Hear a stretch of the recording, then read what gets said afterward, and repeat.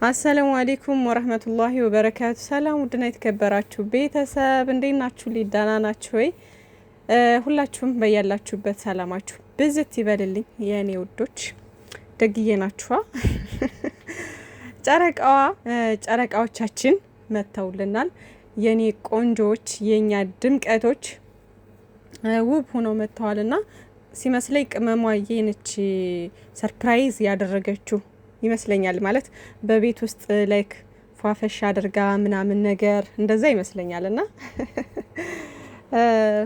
ብቻ መተውልናል። ማንም እንዳይቀር ማታ በቅመሟ ቤት ማለት ነው። እና እንዴት ይቀራል እንዴ? እንዴት ብሎ እንዴት ይቀራል አትሉኝም? እና በጣም ምር ብለው አምሮባቸው መጥተዋል። ሀይሚዬ የኔ ቆንጆ የኔ ውድ፣ ብሩኬ አንበሳው ጀግናው የኛ ምርጥ ወንድም እምር ብሎባችኋልና ትናንት እንግዲህ ደስ የሚል ቪዲዮ ትምህርት ያለው ብዙ ጊዜ ትምህርት ያለው ምናምን ስንል አንዳንዶቻችሁ ላይክ እንደ ቀልድ ታይታላችሁ ማለት ነው። ግን ደግሞ የሰው ልጅ አሁን እኛ አሁን ሀይሚዬና ብሩኬን በጣም እንወዳቸዋለን አይደለ? በጣም እንወዳቸዋለን ምናምን አንድ ቀን ሲቀሩብን እንዴት ነው የምንሆነው? እና ቪዲዮቸውን ስንከታተል ላይክ ትምህርት መውሰድ ያለብንን ነገር እየወሰድን ትልቅ ትንሽ ምናምን ስለሆነ አይደለም። እዚህ ጋር እድሜ እውቀት በእድሜ አይደለም፣ የምሬ ነው። እና መውሰድ ያለብንን እየወሰድን ትምህርቱን መሳቅ ባለብን ቦታ ላይ እየሳቅን እየተዝናናን ኢንጆይ እያደረግን እነሱ ደግሞ እንዲስተካከሉ በምንፈልግበት ነገር ላይ ደግሞ አስተያየት እየሰጠን እንዲስተካከሉ እንዲታረሙ ምናምን አለ አይደለ? ለእነሱ ይጠቅማል ያልነውን ደግሞ እነሱ ከኛ እኛ ከነሱ እያልን ነው የምንጓዘው ማለት ነው። እና ዝም ብሎ መገልፈጥ ብቻ ሳይሆን እየተማማርን ነው የምንቀጥለው ማለት ነው። እና እነሱ በጣም ጀግናዎች ናቸው። በጣም የትንሽ ትልቆች ናቸው፣ አስተዋዮች ናቸው። እና እስካሁን ድረስ ባለንበት ውስጥ ብዙ ነገር አስተምረውናል፣ መማር ለፈለገ ማለት ነው። እና እነሱም ደግሞ ከኛ የወሰዱት ከኛ ኤክስፔሪየንስ ካካፈልናቸው፣ ከመከርናቸው፣ ጥሩ አስተያየት ከሰጠናቸው ነገር የወሰዱት ነገር ይኖራል። እና ሰላማችሁ በያላችሁበት ብዝዝት ይበል። የሰው ልጅ እያንዳንዱ ሰከንድ እያንዳንዱ በያለንበት እያንዳንዱ ነገር ሁሉ ትምህርት ነው። ህይወት በእያንዳንዱ ነገር ለተማረ ሰው ክስተቶች ሁሉ ትምህርቶች ናቸው። ግን ያው የሰው ልጅ ቆም ብሎ ያስብ ለመማር ዝግጁ አይደለም እንጂ ትምህርት ቤት ብቻ አይደለም ትምህርት ያለው። እያንዳንዱ በህይወታችን ላይ በሙሉ በምናየው በምናደርገው በሚሆነው ነገሮች በሙሉ በየሰከንዱ በየደቂቃው በየሰዓቱ ያሉ ነገሮች በሙሉ ለእኛ ትምህርት ናቸው፣ ትምህርት ከወሰድንበት ማለት ነው። እና ሰላማችሁ ብዝት ይበልልኝ። ብቻ ጨረቃዎች በያላችሁበት አላህ ይጠብቃችሁ። መሻአላ ብያለሁ ለፍቅራችሁ የኔ ወዶች። እና የኔ አበባ አንቺን የሰጠኝ ፈጣሪ ይመስገን ብሎ ሼር አድርጎ ነበረ ብሩኬ ትላንትና። ና አስደምመዋለች፣ እንኳን እሱን እኛንም አስደምማናለች ቅመሟ ማለት ነው። እና በቃ የሴቶች ተምሳሌት ብዬሻለሁ የኔ ቆንጆ። ለሁሉም ጊዜ ያለው የኔ ፍቅር ብላ እሷ ደግሞ ሼር አድርጋለታለች ማለት ነው። እውነት ነው፣ ለሁሉም ጊዜ ያለው ያው መቅደም ያለበትን እንዲያስቀድም ስለፈለገች መልካም ሚስት ለባሏ ዘውድ ነች ነው የሚባለው አይደለ? እና መልካም ሚስት መልካም ባል ሲኖራችሁ እንደዚህ መተሳሰብ ይኖራል። ገባችሁ? አንዱ ያላሰበውን አንዱ ያስባል። አንዱ በቃ የሆነ ቀለል አድርጎ ያየውን ነገር አንዱ ደግሞ በቃ ሰፋ አድርጎ የማሰብ ችሎታ አለ። እና ብሩኬ በቃ የእሷን ደስታ ማየት ስለሚፈልግ ብቻ ይህን ነገር አደረገ። ቅመሜ ደግሞ ወደፊት ያለውን ነገር በማሰብ ደግሞ እሷ ማቅደም ያለበትን ነገር እንዲቀድም ተናገረች ማለት ነው። እና ይመቻችሁ። እና በትላንትና ቪዲዮ ያው ሁላችሁም በጣም ደስ ብሏችኋል። በዚሁ አጋጣሚ እኔ ኮሜንት ላይ አንዲት እህቴ ያለች እና ስሟ በአረበኛ የተጻፈ ነው፣ ግን ኮሜንትሽን አላወጣሁትም የኔ ቆንጆ፣ ምናልባት እንዳይደብርሽ ብዬ ነው የኔ ውድ። እና አረበኛ ጽሁፍ ያለበት ታውቂያለሽ ብዬ አስባለሁ። እና ትናንት ኮሜንት አድርጋልኝ ነበረ ዱአ አድርጉልኝ እህቶቼ ምናምን ብላ እና ባለቤት እንዳላት በልጅነቷ ሰው ሀገር እንደመጣችና ከዛ ደግሞ ባለቤቷ እስከዛሬ ድረስ የሰራችውን የላከችውን ገንዘብ እንደ ካዳት እና ደግሞ ጭራሽ ይባስ ብሎ አሁን ደግሞ ተጨማሪ ብር እንደሚጠይቃት ምናምን ተናግራ ነበር ማለት ነው። እና እንደዚህ አይነት እህቶች ስታዩ ኮሜንት ላይ ምናምን ምክር ስጧቸው፣ ላይክ አለ አይደለ፣ አይዟችሁ በሏቸው ምናምን፣ ዝም ብላችሁ አትለፏቸው። የምሬ ነው። አንዳንድ የዋህ የሆኑ ልጆች በየሰው ሀገር ላይ ብዙ በዚህ አይነት አጋጣሚ ብዙ እህቶች አሉ ብራቸውን እየተበሉ ስንት አመት ለፍተው በሽታ ላይ የሚወድቁ መጨረሻ ላይ በጣም አለ አይደለ ብዙ ችግር ላይ የሚወድቁ እህቶች አሉና እርስ በርሳችን መረዳዳት በሀሳብ መወያየት መቻል አለብን ማለት ነውና አንዳችን ለአንዳችን መተጋገዝ መቻል አለብን።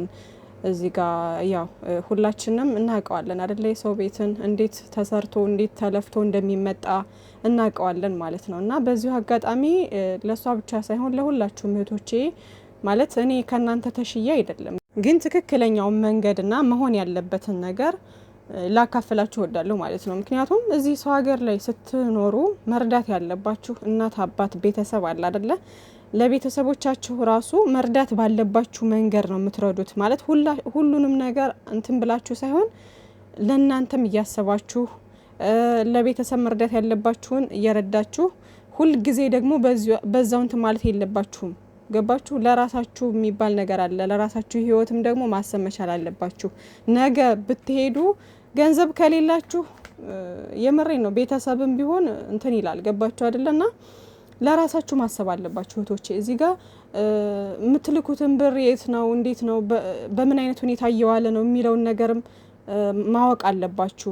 ብዙዎቻችሁ ላኩ ስትባሉ ትልካላችሁ፣ ግን እዛ ጋር ምን እየተደረገ ነው ምን እየተሰራ ነው የሚለውን ነገር አታውቁም። ማለት በፕሮግራም አይደለም የምትልኩ ዝም ብላችሁ እንዴት ልበላችሁ የምሬ ነው። በተለይ አሁን ባለቤት ያላችሁ ልጆች ባሎቻችሁ ላኩ ባላችሁ ሰዓት ዝም ብላችሁ ትልካላችሁ። ግን ባለቤቴ ምን እየሰራ ነው እቅዱን ሀሳቡን ካላወያያችሁ ዝም ብሎ በየወሩ በየሁለት ወሩ ላኪ እንደዚህ በይ እንደዚህ አድርጊ የሚልሽ ከሆነ አንቺን የማያግዝሽ ከሆነ ሀሳብሽን የማይረዳ ከሆነ የምሬ ነው እንደዚህ አይነት ባል ጥንቅር ብሎ ይቀር። ስለዚህ ለራሳችሁ አስቡ ሴቶች ባካችሁ የምሬ ነው። እና ምን እየሰራ ነው ምን እየሰራክ ነው ይሄ ለእንደዚህ እያላችሁ በፕሮግራም ሊሆን ይገባል የምትሄዱት ማለት ነው። ከዛ ደግሞ መሬት ላይ ያለው ነገር እየሰራ ነው ወይስ አይደለም የሚለውን ነገር በቤተሰብም ቢሆን በማጣራት ባለባችሁ መንገድ ማጣራት ማወቅ መቻል አለባችሁ። እና እህቴ የኔ ቆንጆ እስከዛሬ ድረስ የለፋሹ እስከዛሬ ድረስ እንትን ያልሽው ይበቃል። ከዚህ በኋላ ለራስሽ ማሰብ አለብሽ የኔ ቆንጆ። ጠንካራ ጀግና ልትሆኚ ይገባል። ባለቤትሽ ላንቺ ካላሰበ ላንቺ ካልተጨነቀ ዝም ብሎ ብር ላኪ እያለ የላክሽውንም ሁሉ የከዳሽ ሰው ነው አይደለ? ስለዚህ ይሄን ያንን አላህ እንግዲህ በሚከፍለው መንገድ ይከፍለዋል። ግን አንቺ ከዚህ በኋላ ላለው ህይወትሽ ማሰብ መቻል አለብሽ። ለጤናሽ ማስቀደም መቻል አለብሽ። መጀመሪያ አንቺ ጤነኛ ስትሆኝ ነው ምንም ነገር ላይ መድረስ የምትችይው። ገባሽ? ለቤተሰቦችሽ መኖር አለብሽ።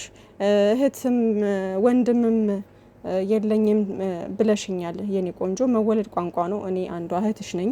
ምንም ችግር የለብኝም። በየትኛውም መንገድ ልታገኝ ትችያለሽ። በቃ አለ አይደለ ከጎንሽ ነኝ። ይሄ ዝም ብሎ መታወቅ አለመታወቅ ችግር የለውም። መወለድ ቋንቋ ነው የሰው ልጅ ማለት ነውና አይዞሽ፣ በርቺ፣ ጠንካራ ጀግና ሁኚ። ከዚህ በኋላ ላለው ህይወትሽ እወቂበት።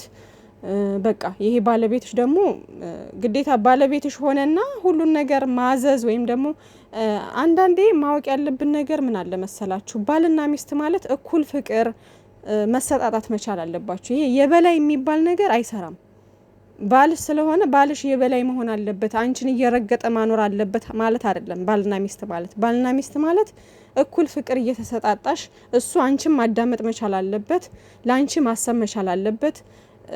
አንቺም ደግሞ ለሱ ማሰብ እሱ ማዳመጥ መቻል አለብሽ። እሱ አንቺን ማክበር አለበት፣ አንቺ እሱ ማክበር አለብሽ። አለቀ። እኩል ፍቅር እየተሰጣጣችሁ ነው እንጂ የበላይ የሚባል ነገር ካለ ይሄ ፍቅር አይደለም ውዶቼ። እና አንዳንዶቻችሁ በቃ ባሎቻችሁ ያዘዛችሁን ብቻ እያደረጋችሁ ባል ስለሆነ ብቻ በቃ እሱ የበላይነት ተሰጥቶት ላይክ እናንተን እየረገጠ እንደፈለገ እያዘዘ ምናምን የሚያኖር አይነት ነገር አድርጋችሁ እድሉን ትሰጡታላችሁ። እንደዛ አታድርጉ ውዶቼ። እንዴ ለምን እንደዛ ታደርጋላችሁ? ራሳችሁን አስከብሩ። ስለዚህ እህቴ እስከዛሬ ድረስ የላክሽውን በሙሉ የከዳሽ ሰው ዛሬ ላይ ብር ላኪ ቢልሽ እንዳሰሚው 5 ሳንቲም እንዳትልኪለት። ሰርቶ ይብላ ራሱ ከፈለገ። ግን ይሄ ሰው ጋር ደግሞ ሲጀመር አብረሽ ቀጥይ አልልሽም። እኔ ይቅርታ አድርጊልኝ ትዳር ማፋራሴ ምናምን አይደለም። ግን ወንድ ልጅ ሆኖ ማለት ባል ሆኖ ለሚስቱ የማያስብ የማይጨነቅ ትንሽም እንኳ ሰው ሀገር ላይ ያለች ልጅ ነች፣ ለሷ ያላሰበ ባል እንዴት ነው ነገ ጧት የልጆች አባት ምናምን ብዬ ላስብ የምችለው? ለሰውም አልመክርም ለራሴም አልፈልግም እንደዚህ አይነት ባል ማለት ነው። ስለዚህ ላንቺ ካላሰበ ላንቺ ካልተጨነቀ ብርሽን እየበላ የከዳሽ ሰውዬ ጭራሽ ምንም አይነት ቦታ ልትሰጪው አይገባም። ጀግና ሆነሽ ጠንካራ ሆነሽ ከዚህ በኋላ ያለውን ጊዜሽን መጠቀም መቻል አለብሽ። 5 ሳንቲም መላክ የለብሽም። በሰው ደግሞ መመራት የለብሽም። ቤተሰብ ይሄን አድርጊ ይሄን በይ ሊልሽ ይችላል።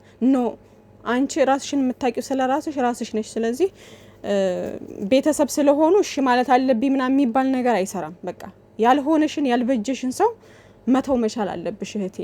እና በዚህ ነገር ላይ ብዙ ልቆይ አይደለም፣ ግን ብዙ እህቶቻችን በዚህ መንገድ ብዙ የምትጎዱ እህቶች አላችሁ እና ለራሳችሁ አስቡ ባካችሁ። ሰው ሀገር ላይ ሆናችሁ አግባብ ባለው መንገድ ነው መጓዝ ያለባችሁ። ህይወታችሁን አታበላሹ። ራሳችሁን ችግር ላይ አትጣሉ። የማይበጃችሁን የማይሆናችሁን ሰው ተውት። ግዴታ አይደለም በቃ ያንን ሰው መፍታት ተውት። በቃ የተሻለ አላህ ይወፍቃችኋል። አላህ የተሻለ ይሰጣችኋል። እንዴ ማን ስለሆነ ነው እሱ እናንተን እየረገጠ የሚያኖራችሁ? ማን ስለሆነ ነው እናንተን ብር እየበላ ድጋሜ ላኩ እያለ የሚያስቸግራችሁ? እንዴ ትዳር ግዴታ አይደለም እኮ በፍላጎት ነው የምትኖሩት አይደለ? ያልፈልጋችሁት አልፈልግም ብላችሁ እንትን በሉት። በቃ ኢግኖር ግጩት ውዶቼ። ከዛ ከፈለገ አፍንጫውን ተይዞ በፍርድ ቤትም ይፈታል። ገባችሁ አይደለ? ቤተሰብ እንደዚህ አድርጉ እንደዚህ በሉ ቢላችሁ ቤተሰብ የእናንተ ህይወት አይኖርም። ህይወታችሁን የምትኖሩት እናንተ ናችሁ። ለእናንተ ማሰብ አለባችሁ። እና እህቴ ይሄን ነው የምመክርሽ የኔ ቆንጆ። ጀግና ሁኚ ከዚህ በኋላ። ወደ ጨረቃዎች ስመለስ እንግዲህ ዛሬ ሀይሚ ቤት ማንም እንዳይቀር ማታ ላይ እንግዲህ የሚያምር ደስ የሚል ቪዲዮ ይለቀቅልናል የኔ ውዶች። እና ሰላማችሁ ብዝዝት ይበልልኝ በያላችሁበት። አላህ ይጠብቃችሁ። ሁላችሁም ለራሳችሁ አስቡ ውዶችዬ። እና በቃ ምንም ማለት አልችልም። ማለት በብዛት እዚህ ሰው ሀገር ላይ ያለን ሰዎች ነን እና ለዛ ነው እንደዚህ በሷም ምክንያት ሌሎቻችሁም ያልተናገራችሁ ብዙ የሆናችሁ ሰዎች ስላላችሁ ነው። እና ትናንት የምር በቃ ልጅቷ እንትን እያለች ነው ከፍቷት ምናምን ነገር ኮሜንት ያደረገችውና እህቴ የኔ ቆንጆ ጠንካራ አንቺ ጀግና ሴት ነሽ። ከዚህ በኋላ ጀግንነትሽን ጥንካሬሽን አሳይው እሺ ውዴ። ግን ብር ምናምን የሚባል ነገር እንትን አትበሉ። በቃ እንትን ከዚህ በኋላ መላክ የለብሽም። እና መልካም ጊዜ ሆነላችሁ። መልካም ምሽት። ባይ ባይ።